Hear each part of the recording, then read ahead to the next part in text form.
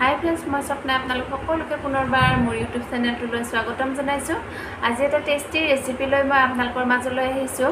ৰেচিপিটো হৈছে বেঙেনাৰ সৈতে শুকান মাছ। আহকচোন মইনো কিদৰে বেঙেনাৰ সৈতে শুকান মাছ বনালোঁ আপোনালোককো দেখুৱাওঁ। ইয়াৰ আগতেও মই এই শুকান মাছৰ দুটামান ৰেচিপি দি থৈ দিয়া আছে, আপোনালোকে ইচ্ছা কৰিলে মোৰ চেনেলটোত গৈ চাব পাৰে। খুবেই এটা টেষ্টি ৰেচিপি হয়। প্লিজ আপোনালোকে এবাৰ বনাই খাবচোন আৰু মোক জনাব কেনে পায়। ভিডিঅ'টো শেষলৈকে চাব আৰু যদিহে আজিৰ এই ভিডিঅ'টো চাই ভাল পায় তেতিয়াহ'লে প্লিজ লাইক কমেণ্ট শ্বেয়াৰ কৰিব আৰু কোনোবা যদি নতুনকৈ অহা বন্ধু বান্ধৱী আছে তেতিয়াহ'লে মোৰ চেনেলটো ছাবস্ক্ৰাইব কৰি দিব। তেতিয়াহ'লে বলকচোন আজিৰ এই ভিডিঅ'টো আৰম্ভ কৰোঁ। আজিৰ এই শুকান মাছৰ ৰেচিপিটো বনাবলৈ মই ইয়াতে বেঙেনা লৈছোঁ। সৰু বেঙেনা লৈছোঁ দুটা, আৰু ইয়াতে লৈছোঁ সৰু বিলাহী দুটা, ঠিক এনেদৰে কাটি লৈছোঁ। আৰু ইয়াতে এটা ডাঙৰ সাইজৰ পিঁয়াজ লৈছোঁ, পিঁয়াজটো ঠিক এনেদৰে কাটি লৈছোঁ।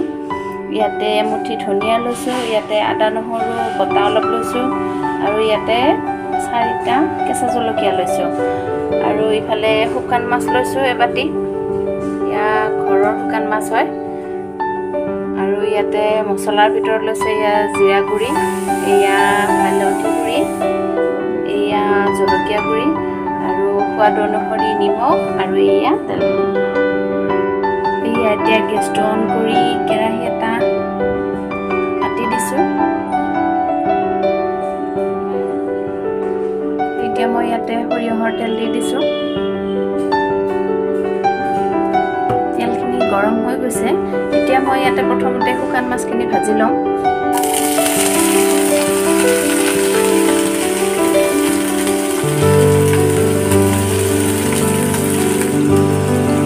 ইয়াতে মই অলপ নিমখ দি দিছোঁ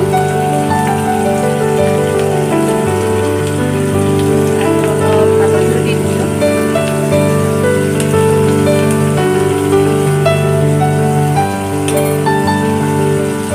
এইখিনি অলপ ভাজি লওঁ।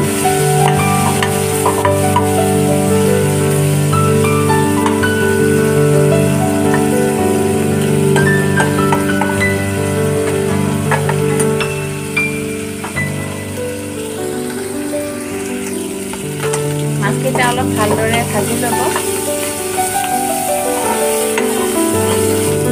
মই মাছখিনি গৰম পানীৰে ভালদৰে ধুই লৈছিলোঁ, আপোনালোকেও ভালদৰে ধুই ল'ব।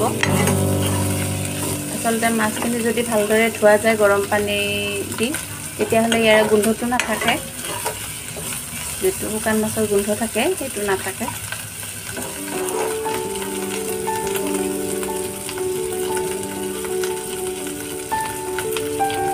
মাছখিনি ভজা হৈ গ'ল। এতিয়া এইখিনি এটা বাতিত উলিয়াই লৈছোঁ।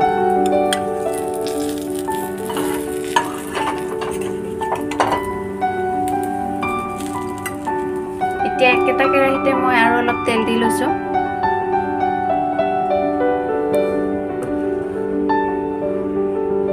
এতিয়া মই ইয়াতে দি দিম অলপ পাঁচফোৰণ, এয়া কেঁচা জলকীয়া 4টাও দি দিছোঁ।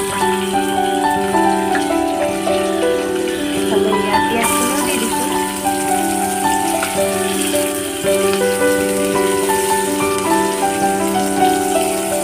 এইখিনি অলপ ভালদৰে ভাজি লওঁ।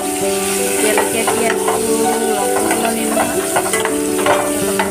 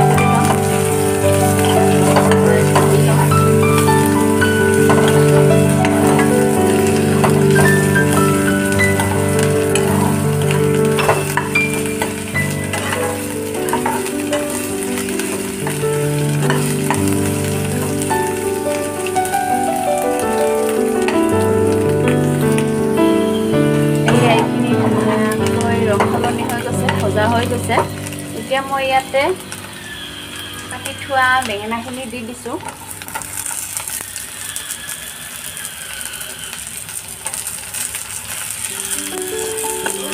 এইখিনি ভালদৰে ল'ম আৰু অলপ সময়ৰ কাৰণে ভাজি থাকিম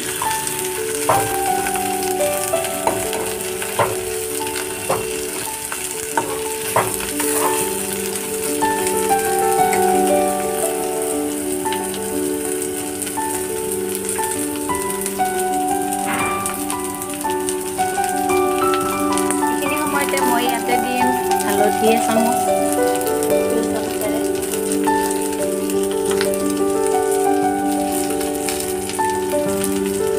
জলকীয়া গুড়ি দিম এচামুচ সৰু চামুচেৰে এচামুচ জিৰা দি দিলোঁ এতিয়া ভালদৰে এইখিনি মিহলি কৰি ল'ম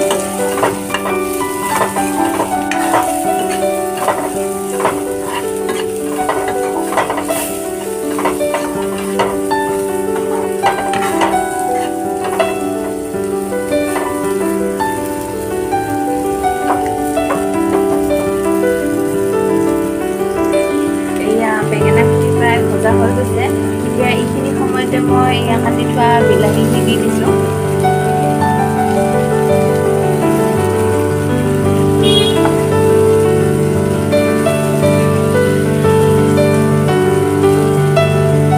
আৰু দি দিছোঁ সোৱাদ অনুসৰি নিমখ এতিয়া আটাইখিনি ভালদৰে মিক্স কৰি ল'ম আৰু অলপ সময়ৰ কাৰণে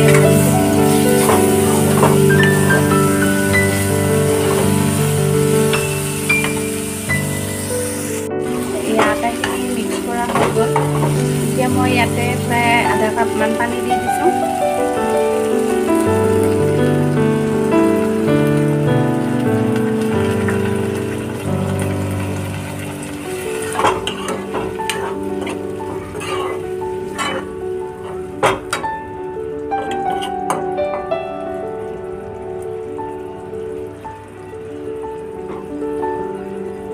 এতিয়া 5 মিনিটৰ কাৰণে ঢাকনি দি ৰাখি দিম এইখিনি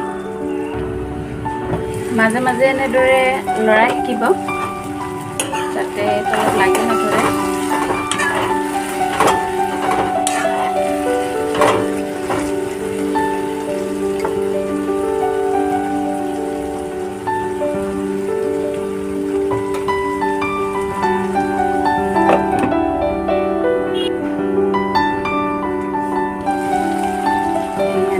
হৈ গ'ল প্ৰায় এতিয়া চাওকচোন পানীখিনি শুকাই গৈছে প্ৰায়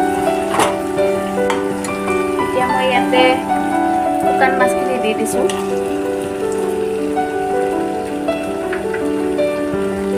এতিয়া ভালদৰে লৰাই দিম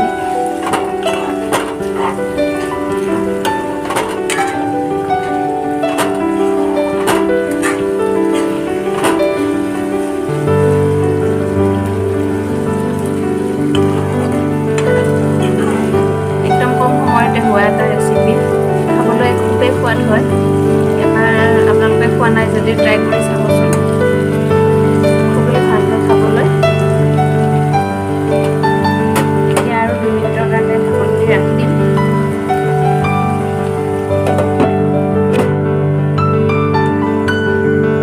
2 মিনিট হৈ গ'ল চাওকচোন শুকান হৈ গৈছে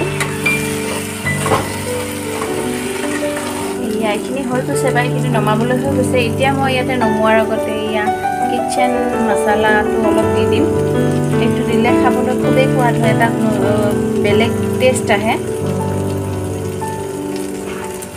দি দিছোঁ এতিয়া এইখিনি ভালদৰে মিক্স কৰি দিম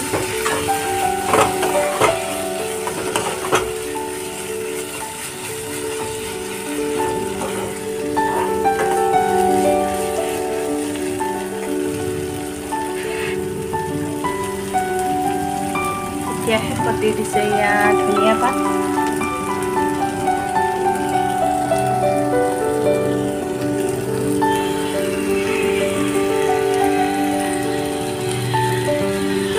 ভালদৰে মিক্স কৰি লৈছোঁ এয়া বেঙেনা আৰু শুকান মাছৰ ৰেচিপিটো ৰেডি হৈ গ'ল এটা নোহোৱাতে হোৱা এটা ৰেচিপি আপোনালোকে নিশ্চয় ট্ৰাই কৰি চাব।